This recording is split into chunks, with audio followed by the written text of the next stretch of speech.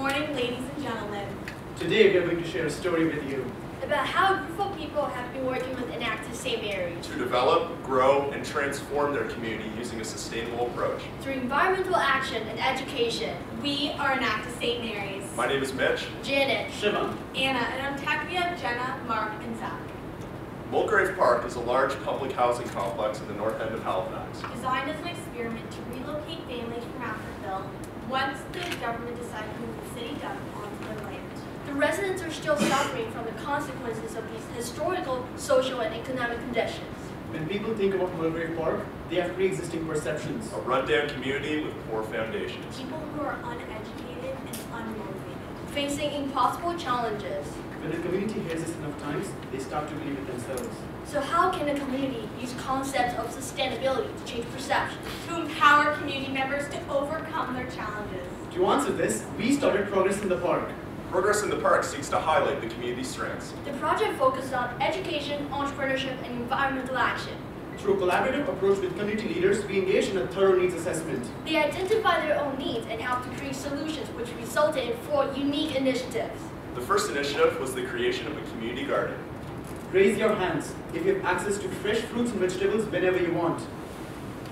Something so easy to take for granted. For the residents of Mulgrave Park, this is something that's not so Common. common.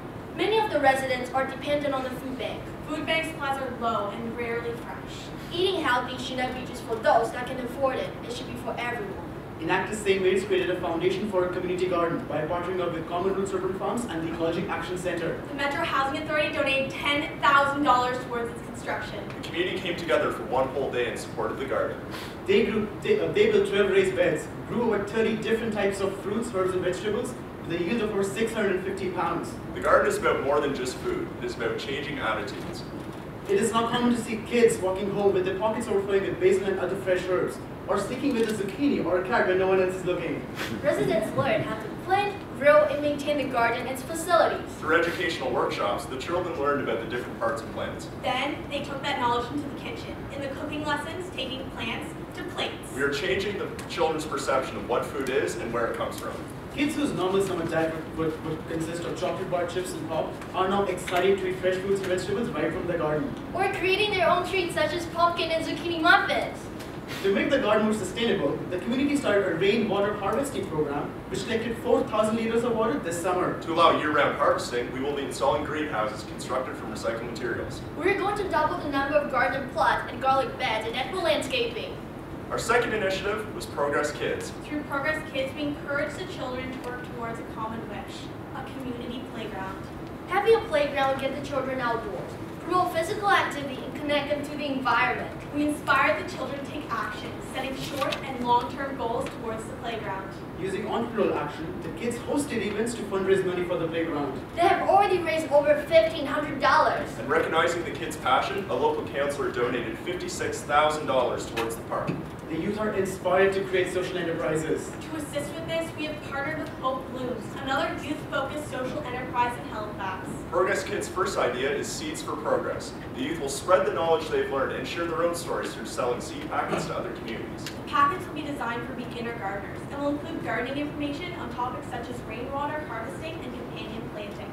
The third initiative goes from nutrition to physical activity.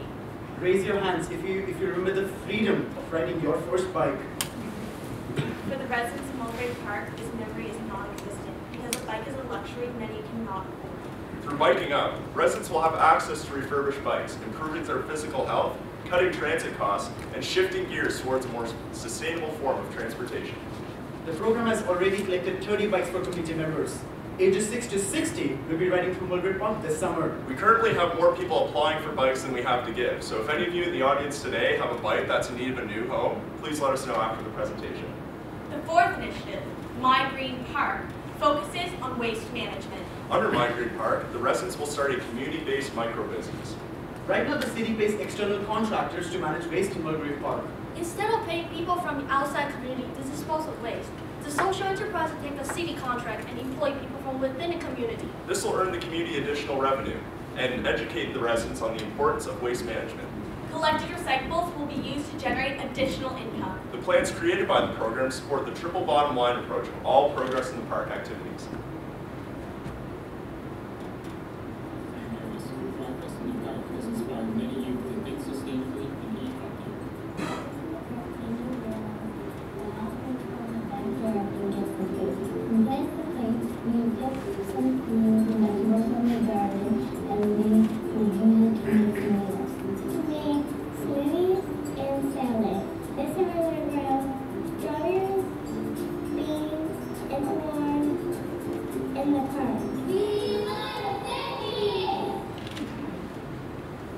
Carly and Kai are just 2 of the 40 children that are leading Mulberry Park towards a healthier tomorrow. To ensure the long-term sustainability of this project, Enactus St. Mary's created Communities in Progress Association, a non-for-profit organization. Progress in the Park has gained national attention.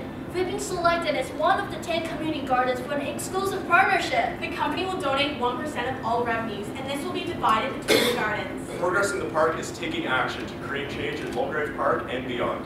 We have invested $65,000 in the community.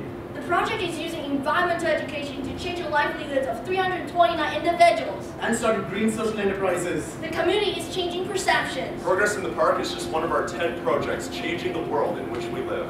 Tonight when you drive home, pass the park near your house, and see where your garden will be this summer, and have a glance at that old bike.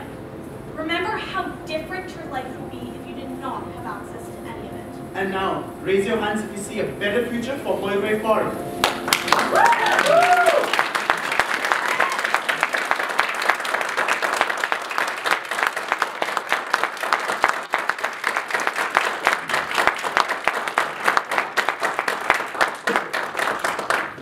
We would now like to call up our co-president, Kelsey Webb, to help.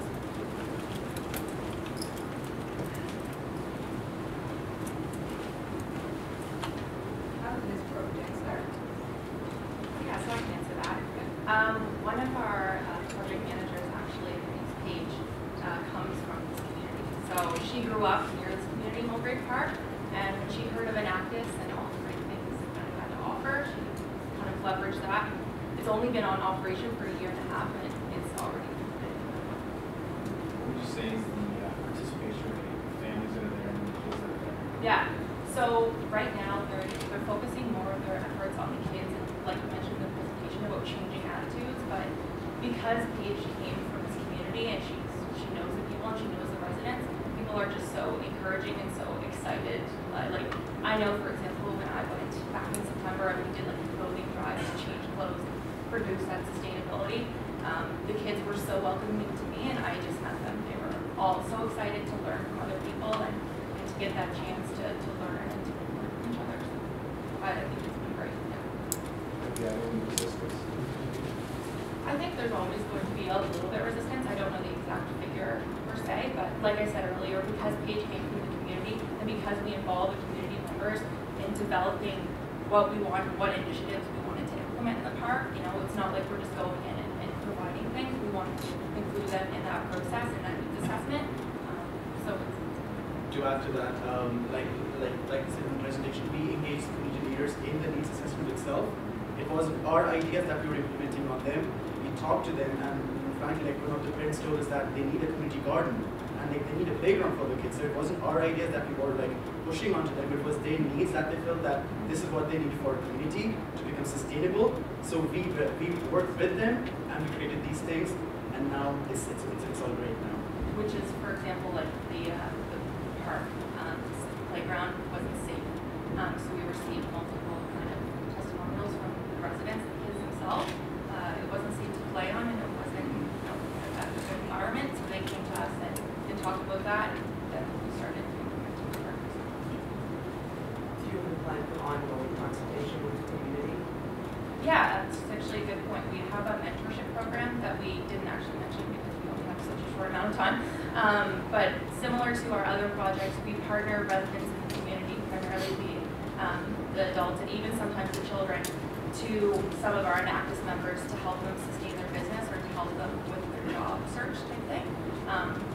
So one of the things we're going to be having actually in a couple weeks' time is a kids boot camp where they can create their own social entrepreneurship and ideas. and kind of put those into action. So the mentors will be able to go to that as well and provide some input. And why is the helmets for the bikes? The helmets, we're seeking helmets too, so if you have helmets, we would love to. You guys got 66,000 handheld for children and 56-year-old council. How are you able to secure that?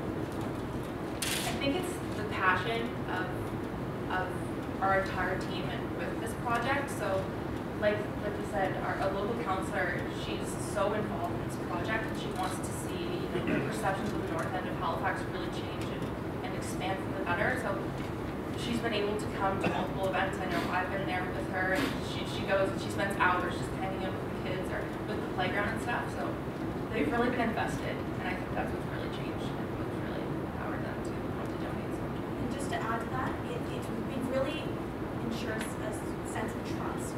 So that's why they feel that they can give us this money and go to the correct things that the community needs. Yeah. So to sustain this, it sounds like you're in a number of different activities. So when you, as a group, move on, where's the sustainment piece? So we mentioned in the presentation about partnering, we started a not-for-profit SIPA. So that's going to be kind of taking the progress in the park model and implementing it in other communities. So we have a lot of strong partnerships like that, the Ecology Action Center, the Business Development Center, and the Sylvie School of Business. We also have the residents, so it's not like we're trying to get people to come in and do stuff.